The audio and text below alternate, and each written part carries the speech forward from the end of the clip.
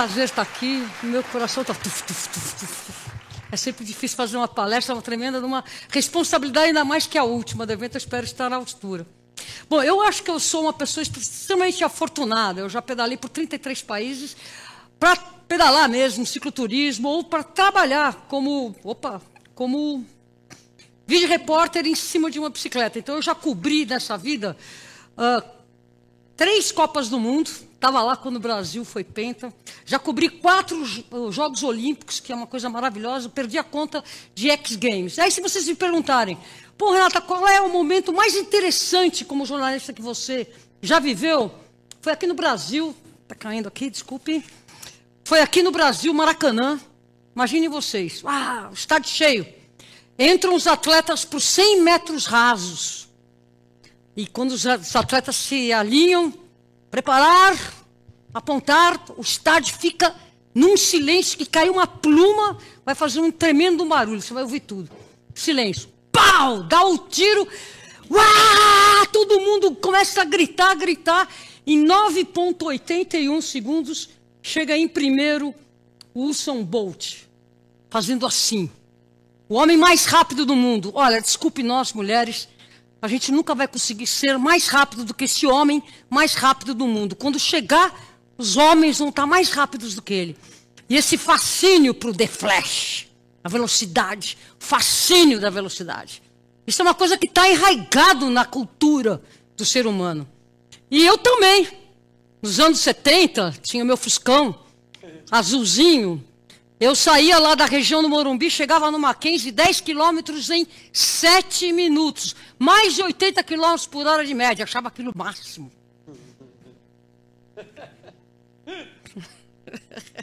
Aí quando eu voltava, a cidade estava apinhada de fuscões, eu levava 1h30. E foi assim que, pensando no tempo, na velocidade, que eu peguei uma bicicleta e a minha vida mudou. Mas mudou de uma maneira que é assim, que não, é indescritível. Rapidamente eu consegui entender uma cidade numa perspectiva fora dos engarrafados, que estão engarrafados. Quem está engarrafado só vê garrafa. E quem está fora da garrafa vê a cidade. E aí a gente começa a entender que fora do engarrafamento tem uma cidade. Isso me transformou de uma maneira que eu acabei virando uma cicloativista. E eu considero que existem 3 grandes efeitos colaterais desse processo de você parar de andar de carro na cidade e ser pessoa na cidade. Primeiro, empoderamento, liberdade. Eu posso dar uma palestra para vocês aqui de 1 hora contando o atrelamento da bicicleta e a liberação, o empoderamento da mulher. É uma história maravilhosa. O segundo efeito colateral, que é incrível, que a gente não deve nunca perder, que é a conexão direta com a alegria da infância.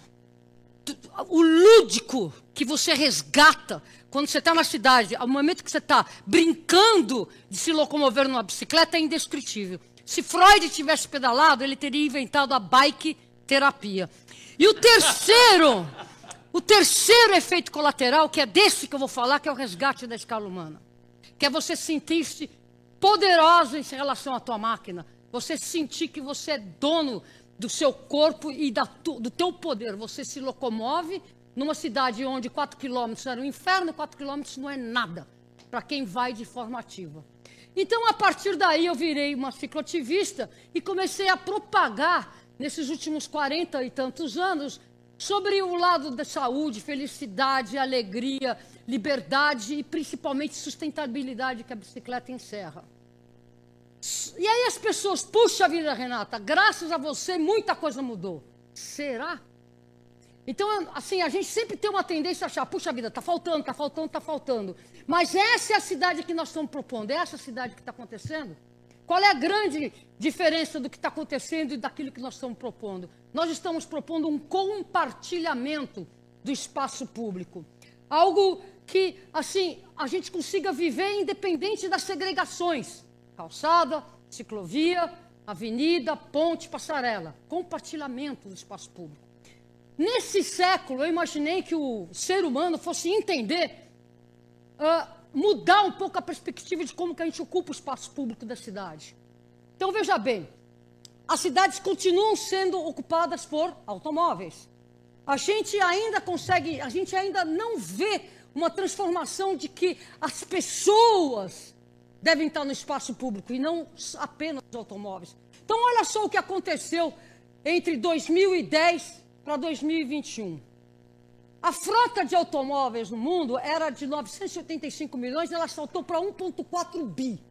1,4 bilhões de automóveis em 10 anos. Aumento de 46% em 10 anos. Isso significa que nós temos hoje, no mundo, um automóvel para cada 6 habitantes.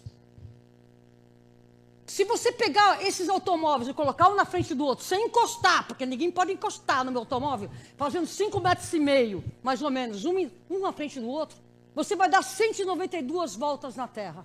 Poxa, mas e daí? 192 não é volta. Não, então vamos construir um viaduto daqui até a Lua, para estacionar todos esses automóveis em cima desse viaduto. Tem que ter 20 pistas. Um carro à frente do outro, com apenas meio metro de diferença entre eles. A gente sabe muito bem que os automóveis estão aumentando. Então, por mais que a gente tenha que resgatar o espaço das pessoas na cidade, o mundo está colocando automóvel nas cidades. E isso é completamente insustentável. A gente precisaria de um estacionamento de 130 quilômetros por 130 quilômetros para colocar todos os automóveis do mundo. A gente não parece como é tão grande isso. Então, se o mundo der uma cusparada, uma vomitada, ele vai vomitar carro. Carro com petróleo. Então, vamos lá. A gente está falando do espaço que o automóvel ocupa. A gente imagina que um automóvel fica 96% do tempo dele, em média, estacionado. O meu, que eu tenho automóvel, fica 99,999% do tempo dele estacionado.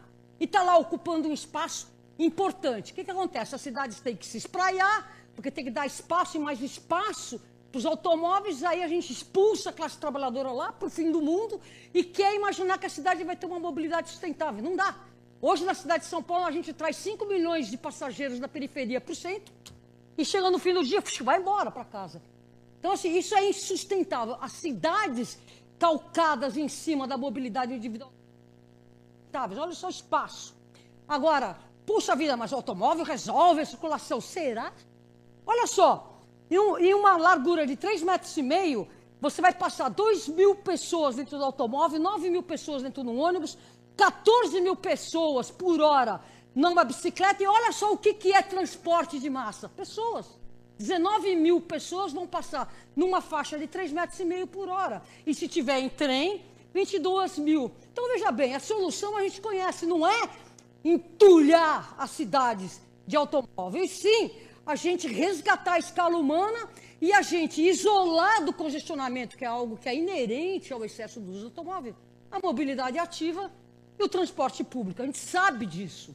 Mas o que a gente tem que fazer também é olhar para a cidade. Quem pedala rapidamente entende o custo da energia. Se eu colocar um tanque cheio no automóvel, colocar 10 livros no automóvel e subir para a Avenida Paulista, eu não tenho a menor ideia do custo da energia. Acelerei e cheguei. Você coloca 3 livros na bicicleta, sobe até a Avenida Paulista, você sabe quanto custa a energia para levar lá em cima. Ah, Renata, mas você é muito apaixonada por bicicleta. Sou. Só que a ONU já entendeu isso. Tanto é que o dia 3 de junho é o Dia Mundial da Bicicleta. Por quê? Porque a ONU entende que a bicicleta tem esse efeito que eu acabei de falar para vocês. Que é você perceber, ver a cidade e entender, opa, está errado. E se empoderar e começar a desconfiar daquilo que ambientalmente não é correto. Então a bicicleta o Dia Mundial da Bicicleta no dia 3 de junho, o Dia Mundial do Meio Ambiente é 5 de junho. Estão atrelados. E a ONU está hoje colocando matérias falando cadê as estruturas ferroviárias para promover a inclusão. E aí vai. Então não é à toa que nós ciclistas queremos uma maquininha que pega todos os automóveis, desapareçam e jogue bicicletas na cidade. É o resgate da escala humana. E agora a gente também tem que entender que todo mundo está com aquela mentalidade de motorista, né? É ciclista atropelando pedestre, etc. E tal. Ninguém caiu na ficha de que, independente de eu estar numa mobilidade ativa, eu tenho que respeitar a velocidade e a existência do outro. Não é isso? Como é que o mundo inteiro, tá? Só tem 5 minutos sem correr aqui. Como é que o mundo inteiro está resolvendo a questão de mortalidade nas ruas? Muito fácil, visão zero. Nenhuma morte no trânsito é aceitável. E se tem gente envolvida, especialmente os homens, você vai ter transgressão e erro. Então, quando tiver transgressão de regra e erro, não pode morrer nem lesionar ninguém. E a primeira ferramenta para isso é abaixar a velocidade, que é você trazer o ambiente urbano, voltei aqui, o ambiente urbano para uma escala das pessoas. Se você for atropelado a 50 km por hora, você tem 85% de chance de morrer. Se você for atropelado a 40, você já salta para 65% a tua chance de morrer. Mas se você tiver a possibilidade de ser atropelado a 40 por hora, vai dar 35% só de chance de você morrer. Aí, a 30 por hora, as chances são mínimas. Por quê? Porque é um ambiente, na escala humana, o cara vai conseguir frear e brecar e evitar a sua morte. Essa é a visão que você tem da cidade a 35 km por hora. Essa é que você tem a 40. E essa é aos 50, que é permitido nas cidades, que seria, no meu entender, escandaloso. A gente tem que vir para os 30. Imagina eu 80 km por hora, o que eu via disso? Nada. Deus foi muito grande para mim me segurar. Então a gente tem que resgatar a velocidade média, que é o grande benefício, você andar devagar, andar compacto e conseguir respeitar e ver todo mundo e incluir todo mundo. Então devagar você vai lá. Quanto mais perto a velocidade máxima de uma avenida estiver da velocidade média possível naquele sistema, menos congestionamento a gente vai ter. É o resgate da escala humana.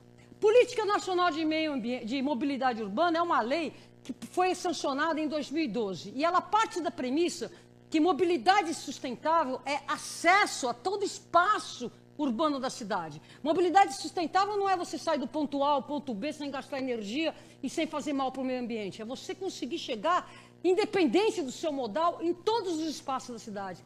E olha só, a Política Nacional de Mobilidade Urbana, ela coloca o pedestre em primeiro lugar e lá embaixo os automóveis privados. Só que olha como que a semântica, ela já parte de uma premissa completamente equivocada. Prioridade dos modos não motorizados sobre os motorizados. Uma criança de 3 anos de idade é não motorizada.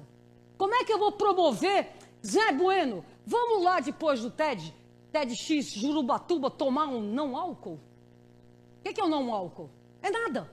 Então, como é que você pode promover a superioridade, a priorização, a excelência do pedestre, do ciclista, daquele que vai no modo ativo, chamando ele de não motorizado? Então, toda essa lei que é calcada, ela é colocada de uma maneira correta, ela parte da premissa que você é um não motor, um deficiente.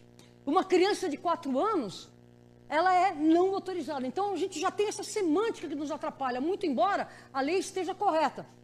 Essas são as coisas que a gente tem que estar ligadaça quando a gente vai falar de resgate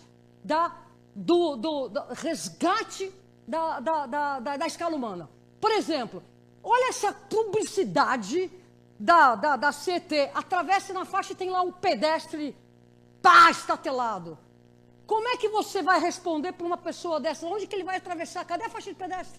Cadê o lugar? Cadê o acesso à cidade? Então, quem vai criar uma publicidade dessas tem que antes tentar atravessar as avenidas para ver como que vai ser uma comunicação de segurança nas ruas, né? De forma que seja inclusiva e não penalizando o pedestre que tem que atravessar como puder, em qualquer lugar, correndo. Vamos emplacar as bicicletas, não permitem que vá na velocidade. Vamos botar capacete, luva, óculos, retrovisor, tudo mais. Não, a gente tem que ter um trânsito calmo. A gente tem que ter um trânsito não violento. A gente tem que resgatar a escala humana. Uma criança tem que conseguir pedalar. Respeito, prioridade. Aqui, eu vou puxar. Então, como é que a gente muda? Como mudar? A gente tem que pensar gente. Partir de pensar gente. Pensar mulher.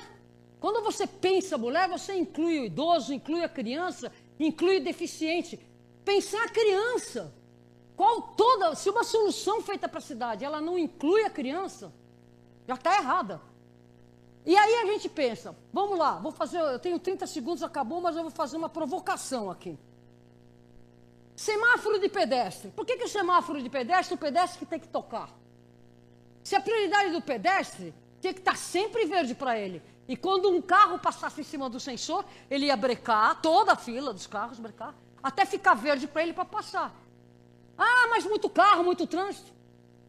Ciclovia no canteiro central de uma cidade.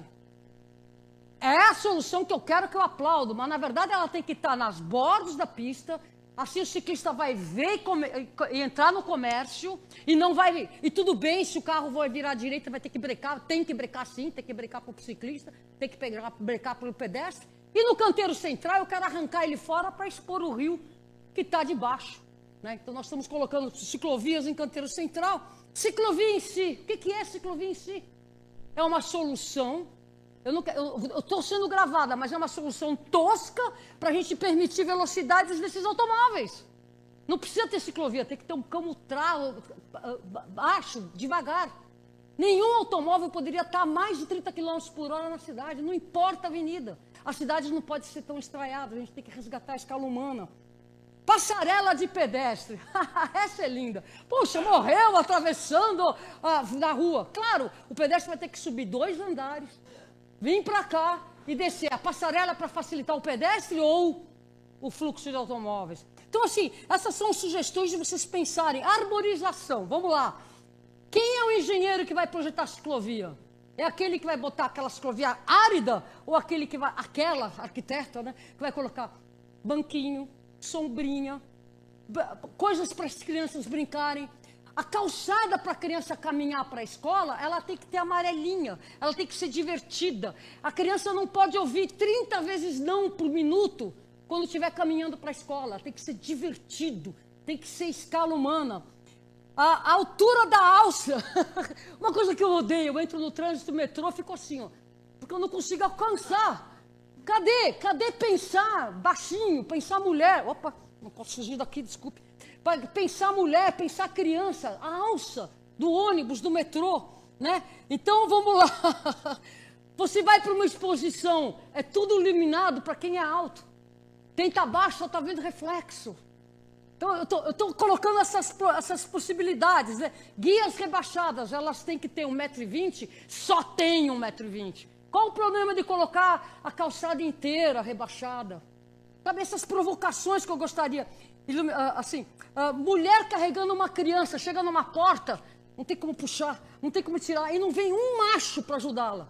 Então, são essas coisas que a gente tem que começar a projetar a partir da pessoa, né?